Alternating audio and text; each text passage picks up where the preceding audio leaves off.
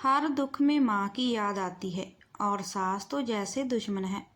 ललिता जी गर्म पानी में सौंठ मिलाकर गिलास में डालते बड़बड़ा रही थी। जब वह पानी लेकर आई तो पूर्वी अभी तक अपनी माँ से फोन पर ही बात किए जा रही थी। ललिता जी से पानी हाथ में लेते हुए बोली, मम्मी जी, मेरी मम्मी कह रही है कि सौंठ की तासीर गर्म होती है, इसलिए इसमें थोड़ा सहनी मिला दीजिए। पूर्वी ने कहा तो ललिता जी को एक बार फिर गुस्सा आ गया। अगर पूर्वी अभी गर्भवती ना होती तो वह उसे समझाने की कोशिश करती कि यूं हर बात में माँ को अपना छोटा छोटा दुख बताना ठीक नहीं। अभी गर्भ का 7वां महीना चल रहा था, सब कुछ सामान्य था। वह पिछले 2 दिनों से पूर्वी को थोड़ा सर्दी खांसी हो गई थी। उसे अभी दवाई देना ठीक नहीं था, इसलिए ललिता जी घरेलू नुस्खे से ही उसकी सर्दी खांसी ठीक करने का उपाय कर रही थी। अभी पूर्वी की बात को सुनकर वह बिल्कुल उदास हो गई कि मैं तो इतना ध्यान रख रही हूँ, फिर भी पूर्वी हर बात पर अपनी मम्मी को ही क्यों पूछती रहती है। उन्होंने सोचा इस बारे में वह एक बार पूर्वी की मम्मी से ज़रूर बात करेंगी कि उनका यूं बार बार पूर्वी को फ़ोन करना, नसीहत देना और पूर्वी का सिर्फ अपनी मम्मी की बात मानना, ऐसी बातों से उन्हें अपना अस्तित्व बड़ा गौण सा प्रतीत होता है, जबकि वह अपनी तरफ से पूर्वी की देखभाल में कोई कमी नहीं रख रही हैं। पर उन्होंने सामने से पूर्वी से कुछ नहीं कहा। वह गर्भावस्था में उससे कुछ भी ऐसा नहीं बोलना चाहती जो उसे बुरा लगे। वैसे भी ललिता जी बहुत ही मितभाषी और सौभाग्य व्यक्तित्व वाली महिला थी। सोचा सही समय आने पर इस बारे में पूर्वी से बात करेगी।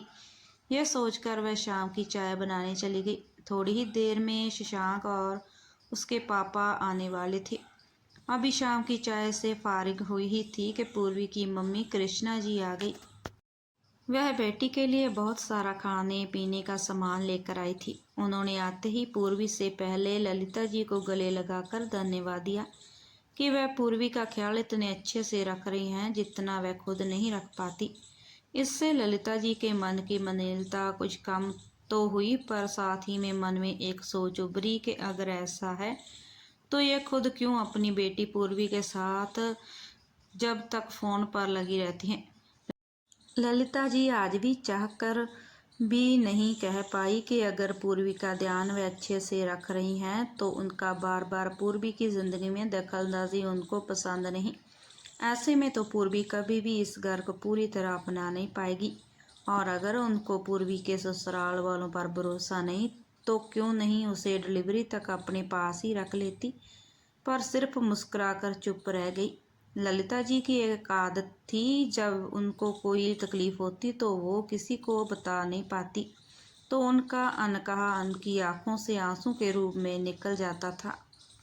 आज भी यही हुआ। दोनों माँ बेटी जब आपस में बतियाते हुए उनकी उपस्थिति को भी भूल गई तो ललिता जी की आंखों में आंसू आ गए, जिन्हें छुपाने को वह रसोई घर की तरफ मुड़ गई। उनके पति कमलेश जी रसोई में पानी लेने आए ही थे कि अपनी पत्नी की आंखों में आंसू देखकर चौंक पड़े।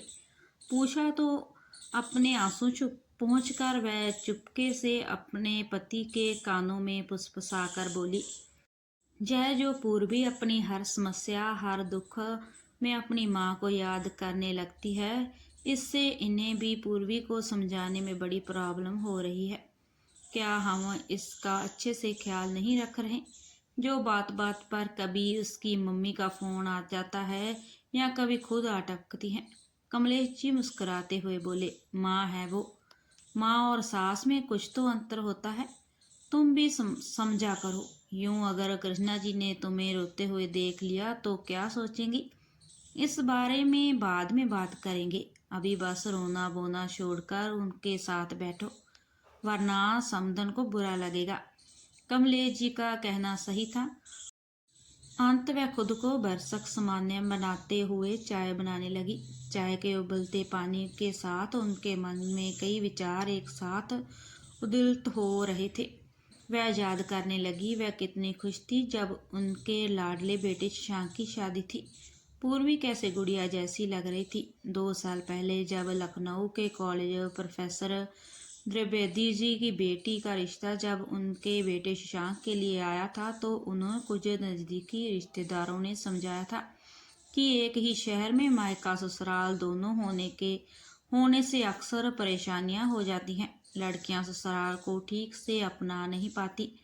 पर तब उसे पूर्वी बहुत भोली भाली मासूम सी लगी थी। उसके अलावा शांत को भी पूर्वी बहुत पसंद आई थी। उसका परिवार एक प्रतिष्ठित परिवार था, इसके लिए बाकी चीज़ें ठीक ठाक लगी। पूर्वी की माँ कृष्णा जी समझदार थी और पहले ही उनके घर में एक बहू थी जिसके साथ कृष्णा जी बहुत ही अच्छे से सामंजस्य बैठाकर चल रही थी।